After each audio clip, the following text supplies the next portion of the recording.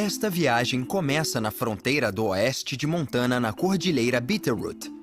Uma introdução instantânea à paisagem escarpada do estado. Na Floresta Nacional de Kootenay, encontram-se alguns dos corpos de água mais puros dos Estados Unidos. E a obra-prima da engenharia, que é a Libby Dam. Do ponto mais setentrional da viagem, nas Whitefish Mountains, o rio Flathead vai levando a viagem ao sul.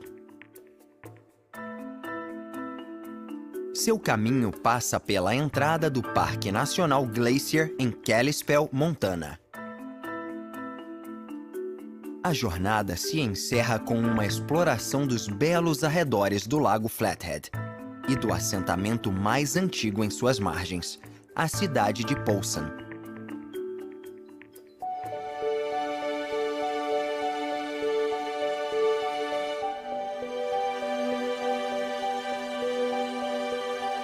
A enorme Cordilheira Bitterroot, batizada em homenagem à flor do estado de Montana, faz parte das Rochosas e tem aproximadamente 62 mil quilômetros de área. Esse é quase o tamanho do estado da Flórida inteiro.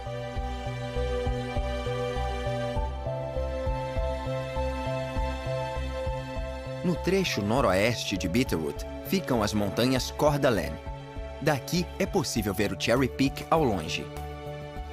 Escarpada e tomada por geleiras, a cordilheira ganhou o apelido de Alpes de Montana. O rio Clark Fork atravessa a cordilheira. Renomado por sua beleza natural, o rio também é uma importante fonte de eletricidade para a região desde a construção da Knoxon Dam. Quando o projeto foi anunciado nos anos 50, o prefeito local considerou a decisão como a mais importante na história do condado.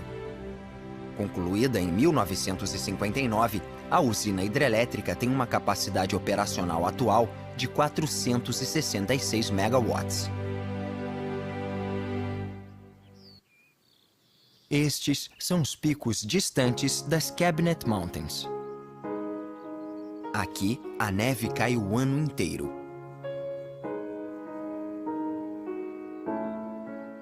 Com este clima úmido, as montanhas têm uma vegetação não característica do oeste de Montana.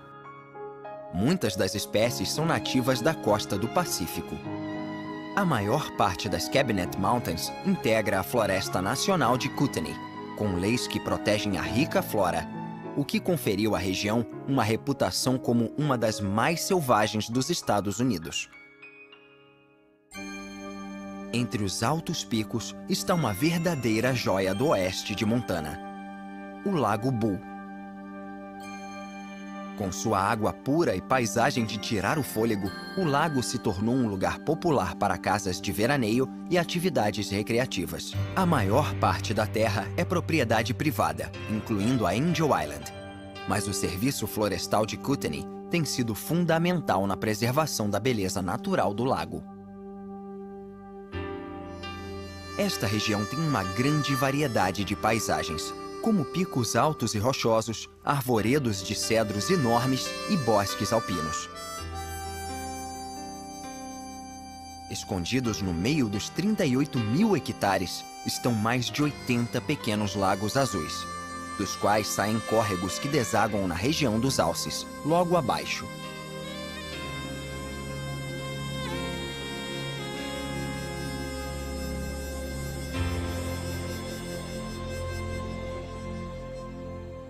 Depois dos declives a leste da Cordilheira de Cabinet, fica o distrito de Libby. A população da região aumentou muito com a descoberta de depósitos de ouro na década de 1860. Um dos muitos lugares onde era feita a mineração era o Big Cherry Creek, que corre 22 quilômetros até a confluência com o rio Kootenay. Quem for aterrissar no pequeno aeroporto da cidade vai sobrevoar o Libby Creek, que já foi uma lucrativa fonte de ouro.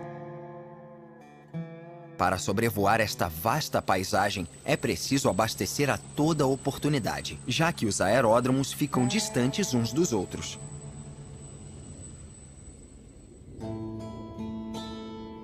De tanque cheio, é possível subir até os céus e ver Libby de cima.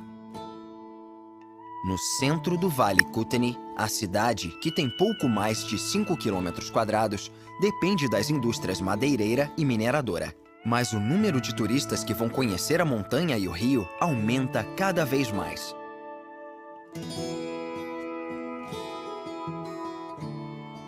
O Kootenay atravessa regiões pouco populosas do Noroeste Pacífico. Com uma impressionante queda de 2 quilômetros desde sua origem na Colômbia Britânica, no Canadá. É um dos poucos rios norte-americanos que nascem em um país, atravessam outro e voltam ao primeiro.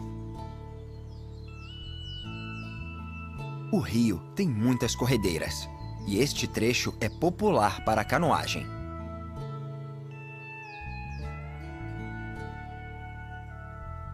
Se aproximando de uma região chamada de Big Bend, o Kootenay contorna a base sul das montanhas Purcell, logo abaixo da Libby Dam.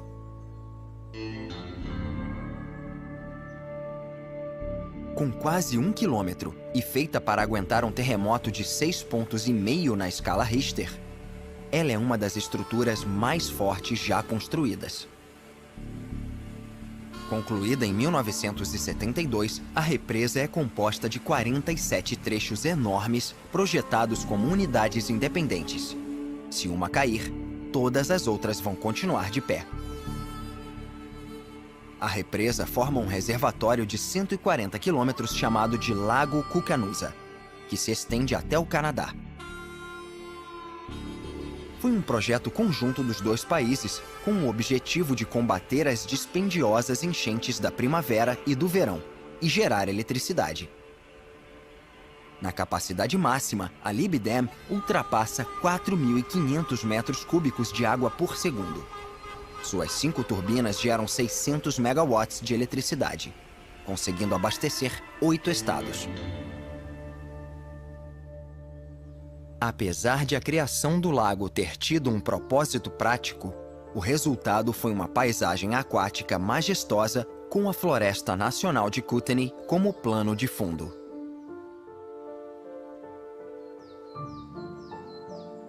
O lago tem várias espécies de peixes para pesca recreativa e oferece a prática do esporte o ano inteiro.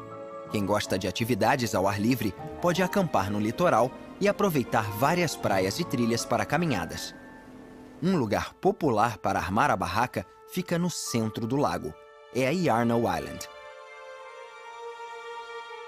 Apesar de o nome do lago, Cucanusa, parecer tribal, ele foi resultado de uma competição durante a construção. O nome vencedor é uma combinação de Kootenay, Canadá e USA. Cu-can-usa. Uma cordilheira do noroeste de Montana menos conhecida é a Salish, e a maioria dos picos está arborizada. É muita sorte encontrar um de seus vales abertos e cobertos de grama. O rio Stillwater, cheio de curvas, serpenteia pela Floresta Nacional de Flathead. As montanhas Salish têm uma imensa rede de estradas para o uso da indústria madeireira, assim como muitas trilhas que sobem do vale até os picos, que podem ter entre 1.000 e 2.000 metros de altura. Nos anos 1960, a rápida industrialização que dominou o país se tornou um grande problema de conservação. A resposta do governo estadunidense foi a criação do Sistema de Preservação Nacional de Vida Selvagem de 1964, para designar regiões que precisavam ser protegidas. Os dois lagos, Stillwater, superior e inferior, são preservados, porque protegem habitats essenciais para uma variedade de animais, como águias calvas e leões da montanha. A região protegida fica na Floresta Estadual de Stillwater, a mais antiga de Montana. Com mais de 38.000 hectares, também é a maior. Quem pratica caminhadas adora este lugar, porque pode subir até Antis Knob para vistas espetaculares de locais como Swift Creek River. Atravessando o vale, encontra-se o ponto mais setentrional desta jornada, as Whitefish Mountains. Como os picos não são muito altos, acabam sendo o ambiente perfeito para cedros e abetos de Douglas crescerem em abundância. Mas o mesmo não pode ser dito de seu vizinho, o Parque Nacional Glacier, com picos cobertos de neve que já podem ser vistos ao longe.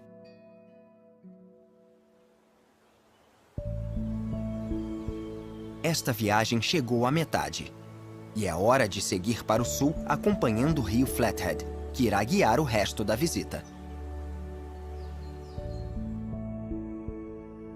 Este vale, o Bedrock Canyon, serve como fronteira entre o Parque Nacional Glacier e as montanhas Apgar. O rio é chamado comumente de North Fork, que se refere ao trecho do Flathead onde desaguam dois afluentes grandes.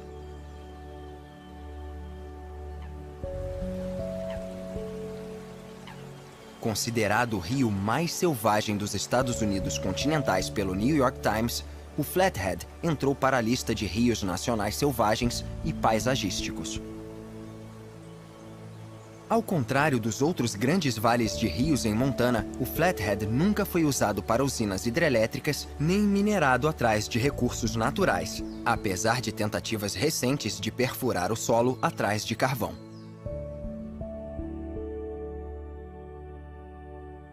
Entrando no Parque Nacional Glacier, é hora de conhecer um pequeno afluente do Flathead, o Camas Creek.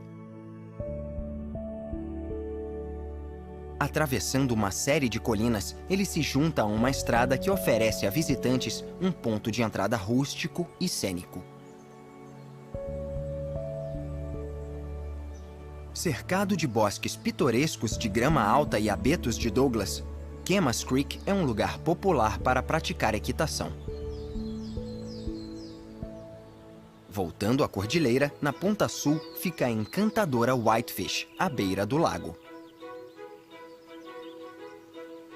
Um importante centro recreativo do oeste de Montana, a cidade se tornou uma comunidade para aposentados e o lar de um dos resorts de esqui mais populares do estado, com uma economia que também depende da indústria madeireira.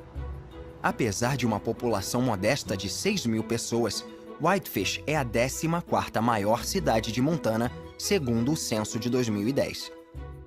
Sua prosperidade começou quando a Great Northern Railway passou a atravessar a cidade em 1904. 20 anos depois, a empresa construiu este depósito em estilo neo-Tudor. Graças à preservação pela Sociedade Histórica Stumptown, o depósito está no Registro Nacional de Lugares Históricos. Hoje, a estação é o centro mais movimentado para o Empire Builder da Amtrak, um trem de passageiros que vai de Chicago até o Noroeste Pacífico. Ao viajar para Whitefish, seja de trem, avião ou carro, visitantes e residentes vão passar muito tempo perto da água. Com vários afluentes que correm pela bacia do Flathead, este lago glacial de 11 quilômetros está cercado por montanhas.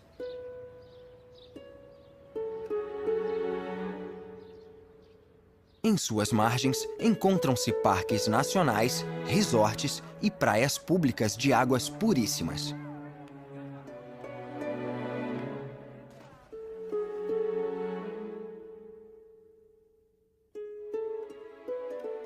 Apesar de o maior destino turístico da cidade ser o resort na Big Mountain Road, o Lodge permite uma estadia prazerosa em um resort completo. Entre o Parque Nacional Glacier e a Floresta Nacional de Kootenai, o Whitefish Lake é uma das joias de Montana.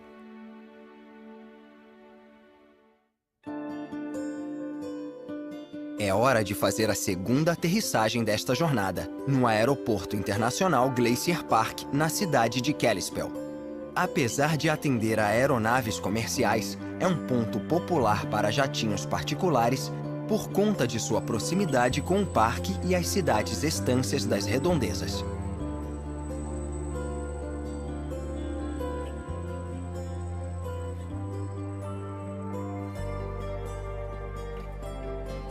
De volta ao ar, novamente na bacia do Flathead, é hora de seguir vários quilômetros rio abaixo de sua nascente turbulenta. Aqui, o rio se abre sobre este vale mais plano e em forma de geleira, quando atravessa o próximo destino da viagem, Kalispell. Esta é a maior cidade desta jornada e do noroeste de Montana. Conhecida como o portão para o Parque Nacional Glacier, Kalispell fica perto de vários resorts e parques. Sua localização fez com que a cidade se tornasse o centro comercial, governamental e médico do Vale Flathead, simbolizado por este histórico tribunal, erigido em 1902. 900 metros acima do nível do mar, a cidade foi batizada em homenagem à elevação.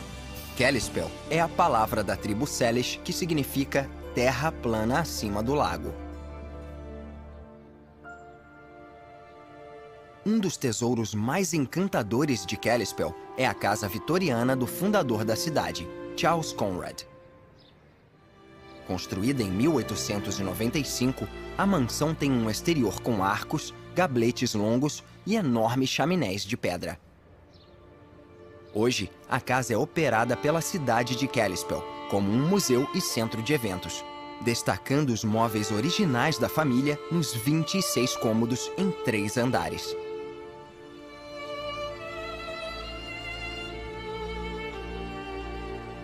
A grande residência de Conrad ocupa pouco mais de 1 hectare paisagístico, representando a visão que ele tinha para a cidade toda quando chegou em 1891.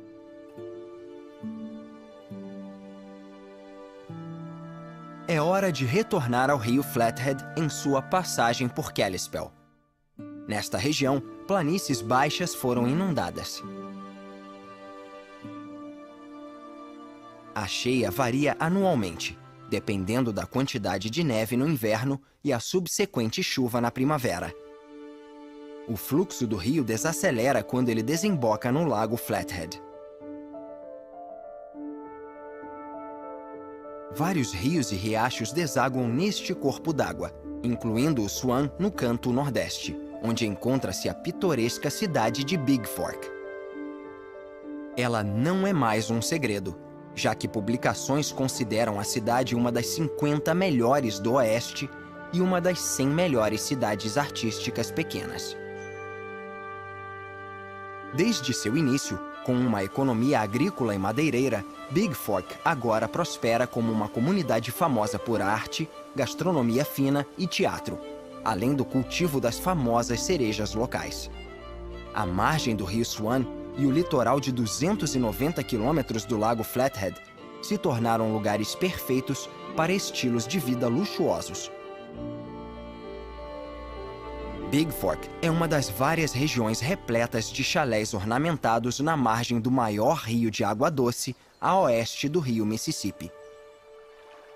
Seguindo ao sul, a viagem sobrevoa as águas do lago a caminho da enseada de Woods Bay, localizada na ponta norte da Floresta Nacional Flathead.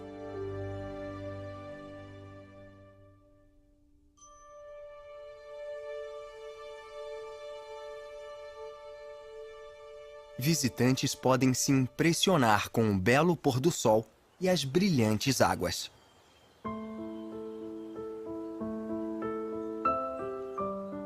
O famoso escritor americano John Steinbeck disse: "Estou apaixonado por Montana. Por outros estados eu tenho admiração, respeito, até algum afeto. Mas por Montana é amor."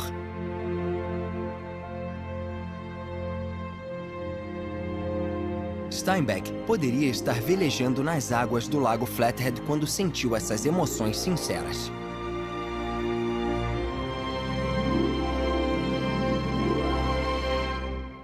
O passeio se encerra neste local, explorando várias das ilhas primitivas da região sudoeste, conhecida como Big Arm Bay. A primeira parada é o Parque Estadual Wild Horse Island. Os índios Salish traziam seus cavalos para cá para impedir que tribos inimigas roubassem suas montarias. Vários cavalos selvagens ainda correm pela planície coberta de grama e galopam até a antiga floresta de pinheiros. Apesar do nome da ilha, 100 outras espécies de fauna, como carneiros selvagens, veados mulas e águias calvas, são nativas da região do parque.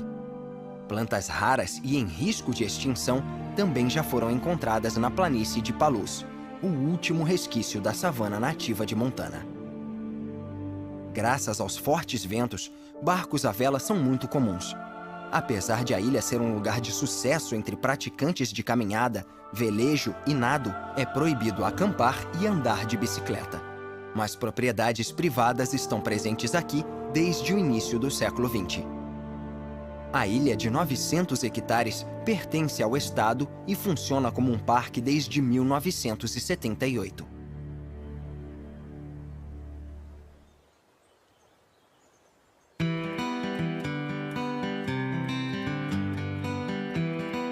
Uma dúzia de ilhas menores existem no lago, sendo a maioria habitada por vida selvagem.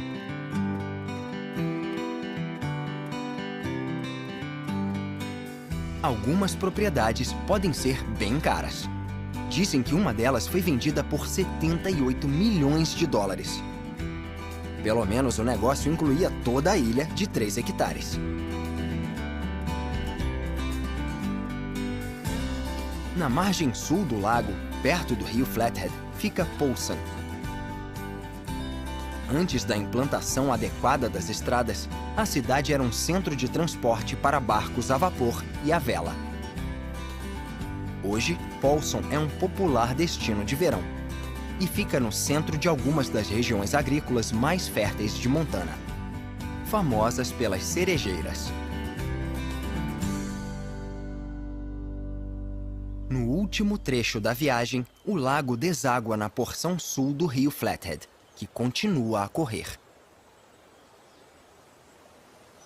Ele atravessa as íngremes colinas da reserva indígena dos Flathead por mais 116 quilômetros, até sua confluência com o rio Clark Fork.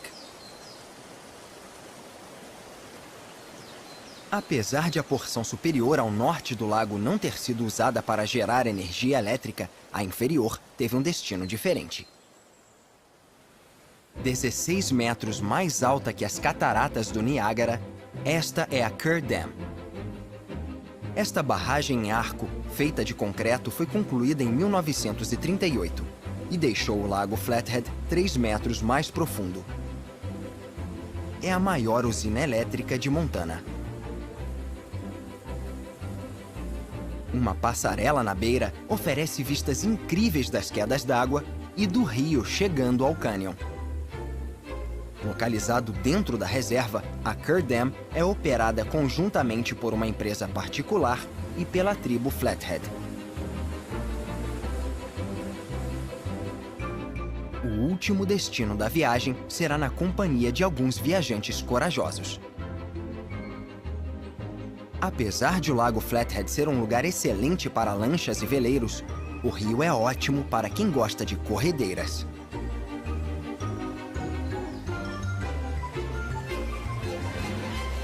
A parte inferior do rio Flathead é famosa pela maior e mais consistente corredeira do estado. Canoístas podem escolher entre navegar em águas calmas ou se aventurar nas desafiadoras corredeiras de 16 quilômetros chamadas de Wild Buffalo Rapids.